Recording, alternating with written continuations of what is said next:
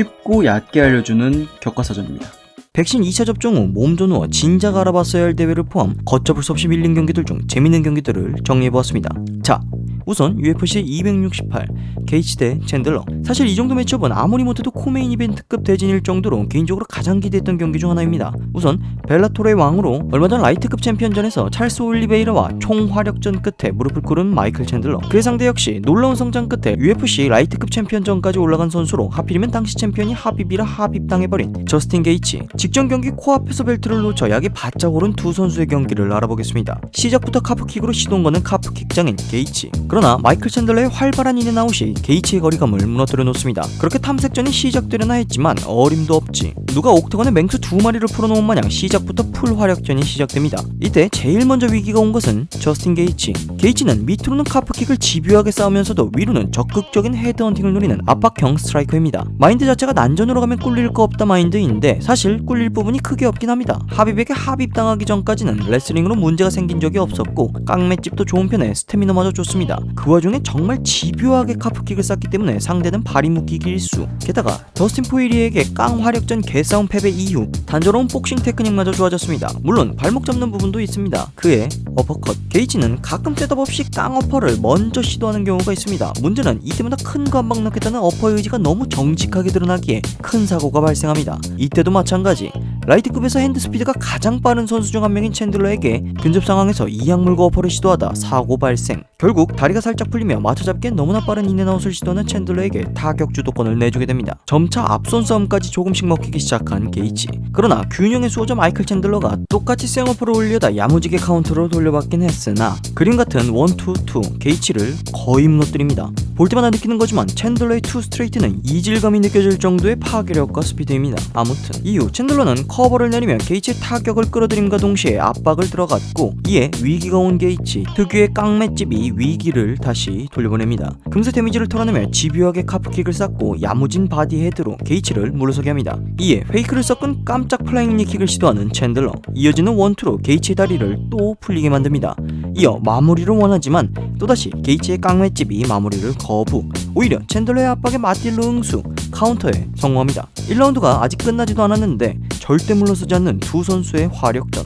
그러나 결론적으로 시간은 게이치 편이었습니다. 챈들러는 보통 안면 수비에 문제가 발생하며 가끔 뜬금없이 경기를 내주는 적이 있었어도 보통 타격전에서만큼은 챈들러의 뒷손에 저 정도로 맞고 버티는 상대는 없었습니다. 하여 데미지가 분명히 있을 법한 게이치를 상대로 경기를 마무리하고자 커버를 내려 타격을 유도한 채 우직하게 뒷손을 고집했는데 이 부분이 승패를 좌우하게 된 것 같습니다. 게이치가 괴랄한 깡맷집을 바탕으로 챈들러의 압박에 카운터를 우겨넣자 오히려 챈들러가 데미지가 쌓이며 체력이 빠지기 시작했고 설상가상으로 틈틈이 집요하게 쌓아놓은 카프킥의 기동성마저 떨어지기 시작합니다. 결과적으로 반응과 기동성이 떨어진 언더사이즈의 상대가 계속 뒷손 빠따로 싸움을 건다? 게이치는 오히려 좋아. 사고의 원흉인 그의 어퍼컷이 어느덧 느려진 챈들러를 흔들기 시작합니다. 하여 집요한 카프킥과 헤드헌팅으로 위아래로 문제가 생긴 게이치는 급한 대로 스위치 테이크다운을 꺼내보지만 어림도 없지. 시간이 지나도 게이치는 느려지지 않았으며 그의 깡맷집은 무너지지 않았습니다. 결국 카프킥을 피하려 스위치하면 게이치의 뒷손의 반응이 느려져 앞면을 내주게 되고 그렇다고 오소독스로 돌아가 뒷손을 던지자니 앞발이 카프킥에 노출 데미지가 쌓이며 이 미친 화력전의 끝은 게이치의 판정승이 선언됩니다. 풀경기로 봐도 절대 안 지루할 테니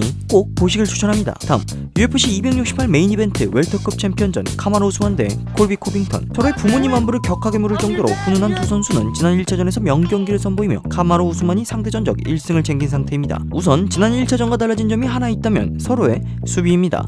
우스만 같은 경우 타격 자체의 레벨이 올라 거리를 지키는 잽만이 아닌 조금 더 나은 거리감과 타격을 흘리는 상체 무빙이 눈에 띄었고 코빙턴 같은 경우 우스만의 잽을 의식한 하이 커버를 필두로 1차전보다 굉장히 방어적인 커버 플레이를 보여줍니다. 결과적으로 1차전에선 공격적인 모습의 코빙턴은 스트레이트를 어느 정도 허용하긴 했지만 거리를 줄이며 난전을 유도 많은 볼륨의 정타를 우겨넣는 것이 가능했습니다.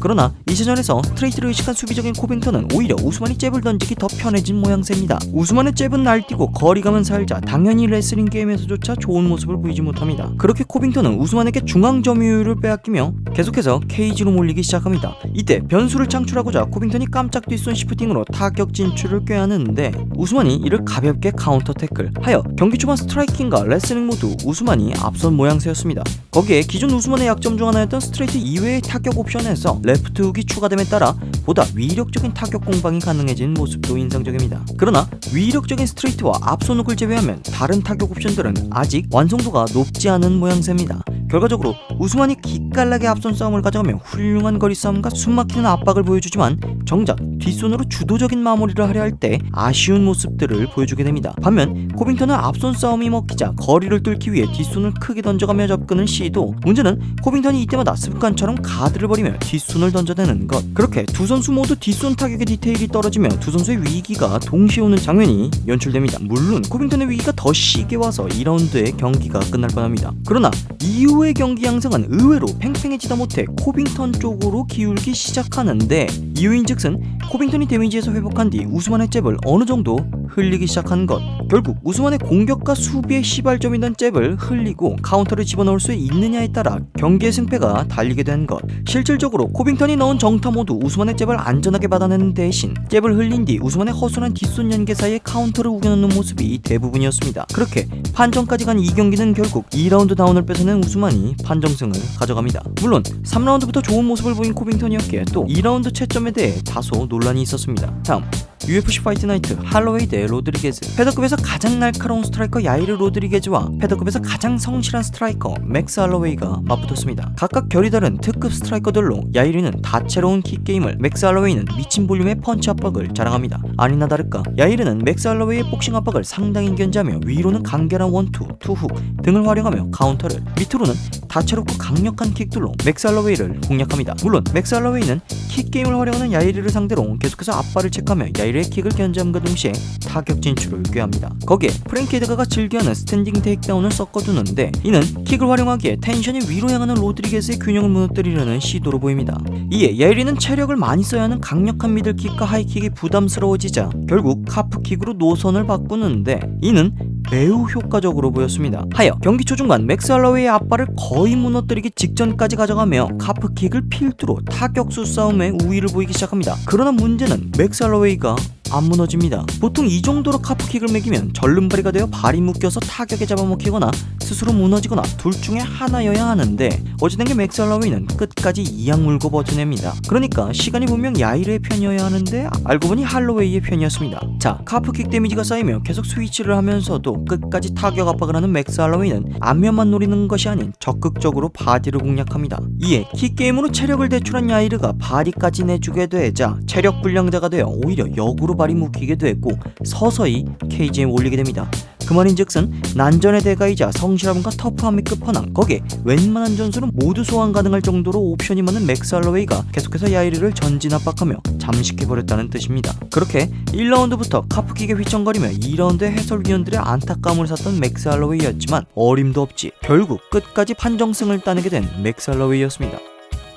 업로드가 너무 늦어져 걱정해주시는 분들과 궁금해하시는 분들이 있을 텐데, 업로드가 늦어진 이유는 댓글로 따로 고정해놓겠습니다.